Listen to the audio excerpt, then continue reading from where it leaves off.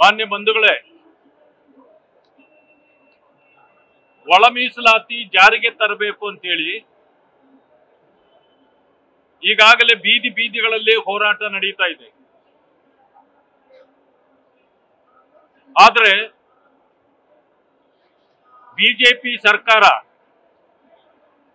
ಈಗಾಗಲೇ 4 ಭಾಗಗಳಾಗಿ A B C D 4 ಗ್ರೂಪ್ಗಳಾಗಿ ವಿಂಗಡಿಸಿ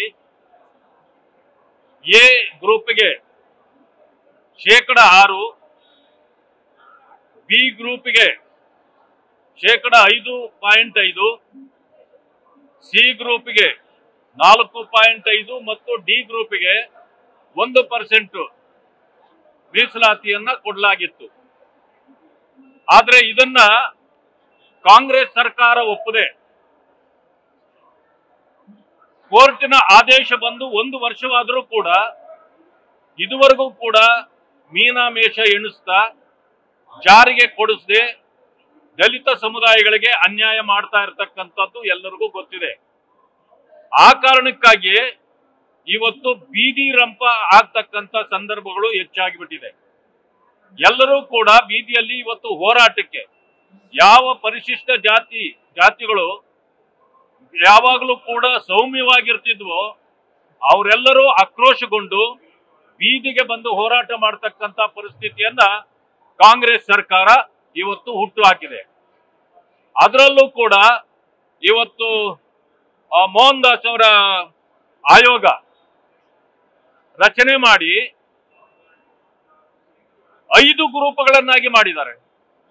ಈ 5 ಗ್ರೂಪ್ಗಳಲ್ಲಿ ಕೆಲವು ಗ್ರೂಪ್ಗಳಿಗೆ ಹೆಚ್ಚಿನ ಆದ್ಯತೆ ಕೊಡ್ತಕ್ಕಂಥ ರೀತಿ ಅವರು ಕೆಲವು ಯಾವ ಛಲವಾದಿ ಸಮುದಾಯಗಳಿಗೆ ಸೇರಬೇಕಾದ ಗುಂಪುಗಳು, ಮೂಲ ಜಾತಿಗಳಿಗೆ ಸೇರಬೇಕಾದ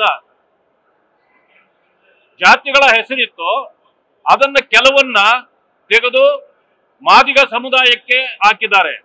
ಇನ್ನೂ ಕೆಲವು ಆದಿ ಕರ್ನಾಟಕ, ಆದಿ ದ್ರಾವಿಡ ಮತ್ತು ಆದಿ ಆಂಧ್ರ ಈ ಜಾತಿಗಳನ್ನ, ಅವು ಜಾತಿಗಳೇ ಅಲ್ಲ, ಅದರ ಮೂಲ ಜಾತಿ ಛಲವಾದಿ ಸಮುದಾಯದಲ್ಲಿ ಬರಬೇಕು. ಇವೆಲ್ಲಕ್ಕೂ ಮಿಗಿಲಾಗಿ ಇವತ್ತು ಏನು ಅಂಕಿಅಂಶಗಳನ್ನು ಮಾಡಿದ್ದಾರೆ, ಈ ಸೆನ್ಸಸ್ಸೇ ಸರಿ ಇಲ್ಲ. ಸುಮಾರು 60-65% ಅಷ್ಟೇ ಮಾಡ್ಲಿಕ್ಕಾಗಿದೆ, ಮುಂದುವರೆದು ಮಾಡ್ಲಿಕ್ಕಾಗಿಲ್ಲ ಅಂತೇಳಿ ಎಲ್ಲ ಪತ್ರಿಕೆಗಳಲ್ಲಿ, ಮೀಡಿಯಾದಲ್ಲಿ ಮತ್ತು ಎಲ್ಲರಿಗೂ ಗೊತ್ತಿರುವಂತೆ ನಡೆಯಿತು. ಆದ್ರೆ ಈಗೇನಾಯ್ತು, ಎಂಪ್ಯಾರಿಕಲ್ ಡಾಟಾ ಮೇಲೆ ಮಾಡಬೇಕು ಅಂತ ಸರ್ಕಾರ ಹೇಳ್ತು. ಎಂಪ್ಯಾರಿಕಲ್ ಪ್ರಾಯೋಗಿಕ ಈ ದತ್ತಾಂಶ ಸಿಗದೆ ನೀವು ಮಾಡ್ಲಿಕ್ಕೆ ಸಾಧ್ಯ ಇಲ್ಲ ಅಂತ ಹೇಳಿತ್ತು. ಈ ದತ್ತಾಂಶ ಈ ರೀತಿ ಸೆನ್ಸಸ್ ಮಾಡಿದ್ರೆ ಸಿಗೋದಿಲ್ಲ. ಸೆನ್ಸಸ್ ಡಿಪಾರ್ಟ್ಮೆಂಟ್ ಮಾಡಿದ್ರೆ ಮಾತ್ರ ಎಂಪ್ಯಾರಿಕಲ್ ಡಾಟಾ ಸಿಕ್ತಿತ್ತು. ಅಲ್ಲಿವರೆಗೂ ಕಾಯ್ಲಿಲ್ಲ. ಆದ್ರೂ ಕೂಡ ನಾನ್ ಕೇಳ್ತಕ್ಕಂಥದ್ದು ಮಾಧುಸ್ವಾಮಿ ರಿಪೋರ್ಟ್ ಏನಿತ್ತು, ಅವರು ಕ್ಯಾಬಿನೆಟ್ ಸಬ್ ಕಮಿಟಿಯ ರಿಪೋರ್ಟಿನ ಮೇಲೆ ಏನು ಹಿಂದಿನ ಸರ್ಕಾರ ಮಾಡಿತ್ತು ಅದನ್ನೇ ಮಾಡಬಹುದಾಗಿತ್ತು. ಆದ್ರೆ ತಪ್ಪು ಮಾಹಿತಿಗಳನ್ನ ಇದರಲ್ಲಿ ಕೊಡೋದ್ರ ಮೂಲಕ ಇವತ್ತು ಬಲಗೈ ಸಮುದಾಯಕ್ಕೆ ಸಂಪೂರ್ಣವಾಗಿ ಅನ್ಯಾಯ ಮಾಡಲಾಗಿದೆ. ನಮಗೆ ನೀವು ಎಡಗೈ ಸಮುದಾಯಕ್ಕೆ ಎಷ್ಟು ಬೇಕಾದ್ರೂ ಕೊಡಿ, ಅಥವಾ ಟಚಬಲ್ ಸಮುದಾಯಗಳಿಗೆ ನೀವು ಎಷ್ಟು ಬೇಕಾದ್ರೂ ಕೊಡಿ, ಆದ್ರೆ 5 ಗ್ರೂಪ್ ಮಾಡಿದ್ದು ದೊಡ್ಡ ತಪ್ಪು.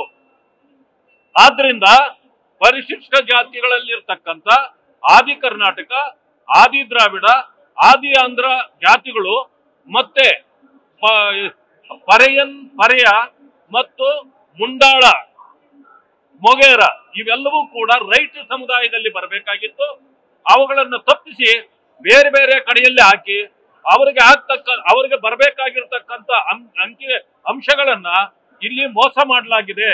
ಆದ್ರಿಂದ ಇದು ಅವೈಜ್ಞಾನಿಕವಾದ ಒಂದು ವರದಿ ಅಂತೇಳಿ, ಯಾಕೆಂದ್ರೆ ವರದಿ ಇನ್ನೂ ಹೊರಗೆ ಬಂದಿಲ್ಲ, ಆದ್ರೂ ಕೂಡ ಈಗಾಗಲೇ ಪಬ್ಲಿಕ್ ಡೊಮೈನ್ ಅಲ್ಲಿ ಅದು ಸಿಗ್ತಾ ಇದೆ.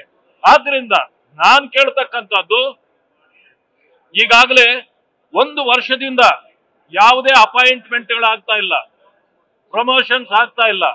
ಅನೇಕ ಯುವಕರು ಬೀದಿ ಬೀದಿ ಸುತ್ತುವಂತ ಪರಿಸ್ಥಿತಿ ಬಂದಿದೆ. ಅದಕ್ಕೆ ಅದಾಗಬೇಕಂದ್ರೆ ಸಬೂಬು ಹೇಳ್ತಾ ಇರ್ತಕ್ಕಂಥದ್ದೇನು, ಇವತ್ತು ಒಳ ಮೀಸಲಾತಿ ಅನೌನ್ಸ್ ಆಗದೆ ಇದನ್ನ ಕೊಡ್ಲಿಕ್ಕಾಗಲ್ಲ ಅಂತ, ಆದ್ರೆ ಕೊಡಿ, ಬೇಗನೆ ಕೊಡ್ಬೇಕು ಅಂತಕ್ಕಂಥದ್ದು ಒಂದು. ಈ ಛಲವಾದಿ ಸಮುದಾಯಕ್ಕೆ ಆಗಿರ್ತಕ್ಕಂಥ ಅನ್ಯಾಯವನ್ನು ಸರಿಪಡಿಸಬೇಕು. ಈಗಾಗಲೇ ನೀವು ಮಾಡಿರ್ತಕ್ಕಂಥ ಈ ಸೆನ್ಸಸ್ ನಲ್ಲಿ ಸರಿಯಾದ ಎಷ್ಟು ಅಂಕಿಅಂಶಗಳನ್ನು ನೀವು ಮಾಡಿದ್ದೀರೋ ಅದರಲ್ಲೇನೆ 36,88,000 ಈ ಛಲವಾದಿ ಸಮುದಾಯಕ್ಕೆ ಸೇರಿದ್ದಿದೆ. ಆದ್ರಿಂದ ಅವ್ರಿಗೂ ಕೂಡ ನೀವು 6 ಅಥವಾ 6.5% ಕೊಡ್ಬೇಕಾಗತ್ತೆ. ಇದರಲ್ಲಿ ಮೋಸ ವಂಚನೆ ಆದ್ರೆ ನಾವು ಕೂಡ ಸಹಿಸಿಕೊಳ್ಳೋದಿಲ್ಲ ಅಂತಕ್ಕಂಥ ಮಾತನ್ನ ತಮ್ಮ ಮುಂದೆ ನಾನು ಹೇಳಲಿಕ್ಕೆ ಬಯಸ್ತೇನೆ.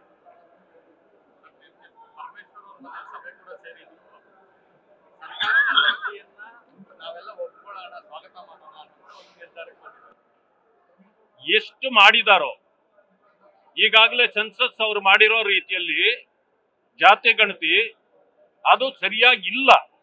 ಆದ್ರೂ ಕೂಡ ಜನರಿಗೆ ಅನ್ಯಾಯ ಆಗಬಾರದು ಅನ್ನೋ ಕಾರಣಕ್ಕೆ ನಾವು ಕೂಡ ಅದನ್ನ ಸ್ವಾಗತಿಸ್ತೇವೆ. ನೀವು ಮಾಡಿರ್ತಕ್ಕಂಥ ಅಂಕಿಅಂಶಗಳನ್ನೇ ತಪ್ಪಾಗಿ ಬೇರೆ ಬೇರೆ ಎ ಗ್ರೂಪ್ದು ಬಿ ಗ್ರೂಪ್ಗೆ, ಬಿ ಗ್ರೂಪ್ದು ಸಿ ಗ್ರೂಪ್ಗೆ ಹಾಕೋದು ಸರಿಯಲ್ಲ. ಯಾವ ಮೂಲ ಜಾತಿ ಇದೆ ನೋಡಿ, ಯಾವತ್ತೂ ಕೂಡ ಕುಲಶಾಸ್ತ್ರ ಅಧ್ಯಯನ ಆಗದೆ ಇದ್ರೆ ಇದು ನೀವು ಮಾಡೋದು ಬರೋದಿಲ್ಲ. ನನಗಂತೂ ಅನ್ಕೊಳ್ತೀನಿ, ನಾಗಮೋಹನ್ ದಾಸ್ ಅವರ ಸಮಿತಿಗೆ ಅಥವಾ ನಾಗಮೋಹನ್ ದಾಸ್ ಅವರಿಗೆ ಯಾವ ಜಾತಿಗಳ ಬಗ್ಗೆ ಬಹಳಷ್ಟು ಅವರಿಗೆ ಪರಿಚಯ ಇಲ್ಲ ಅಂತಕ್ಕಂಥದ್ದು ನನ್ನ ಭಾವನೆ. ಯಾಕೆ ಅಂತಂದ್ರೆ ಯಾರು ಯಾವ ಮೂಲ ಜಾತಿಗೆ ಸೇರ್ತಾರೆ ಅನ್ನೋದೇ ಅವ್ರಿಗೆ ಗೊತ್ತಿಲ್ಲದೆ ಇದ್ರೆ ಅವ್ರು ಯಾವ್ದಕ್ಕೆ ಬೇಕಾದ್ರೂ ಸೇರಿಸ್ತಾರೆ.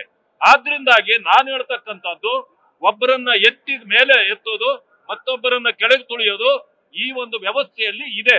ಆದ್ರಿಂದ ಇದು ಆಗಬಾರ್ದು. ನಮ್ಮ ಜಾತಿಗಳ ಮೂಲ ಜಾತಿಗೆ ನಮ್ಮ ಜಾತಿಗಳನ್ನ ಸೇರ್ತಕ್ಕಂಥ ಕೆಲಸವನ್ನ ಮಾಡಬೇಕು.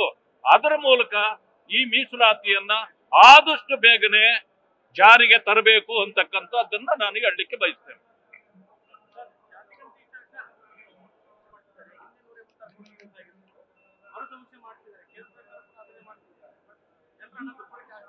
ನೋಡಿ, ಜನರ ಟ್ಯಾಕ್ಸ್ ಹಣ ನೀರು ಚೆಲ್ಲಿದಂಗೆ ಯಾರು ಚೆಲ್ಲಬಾರ್ದು. ಅದಕ್ಕೊಂದು ಬೆಲೆ ಇರಬೇಕು. ಇವತ್ತು ಒಂದು ಸಾರಿ ಸಮೀಕ್ಷೆ ಅದಾಯ್ತು, ಒಪ್ಪಿಗೆ ಆಗ್ಲಿಲ್ಲ. 2ನೇ ಸಾರಿ ಇವತ್ತು ಹಿಂದುಳಿದ ವರ್ಗಗಳ ಸಮೀಕ್ಷೆಯನ್ನು ನೋಡಿದ್ದೇವೆ ನಾವು. ಎಷ್ಟು ಸಾರಿ ಮಾಡ್ತಾ ಇದ್ದಾರೆ. ಈ ರೀತಿ ಮಾಡೋದ್ರಿಂದ ಹಣ ದುರ್ಬಳಕೆ ಆಗುತ್ತೆ. ಜನರ ಹಣವನ್ನ ಪೋಲು ಮಾಡೋದನ್ನ ನಿಲ್ಲಿಸಬೇಕು. ನ್ಯೂಸ್ ಫಸ್ಟ್, ನಿರ್ಭೀತಿಯಿಂದ ನಿಮ್ಮ ಪರವಾಗಿ.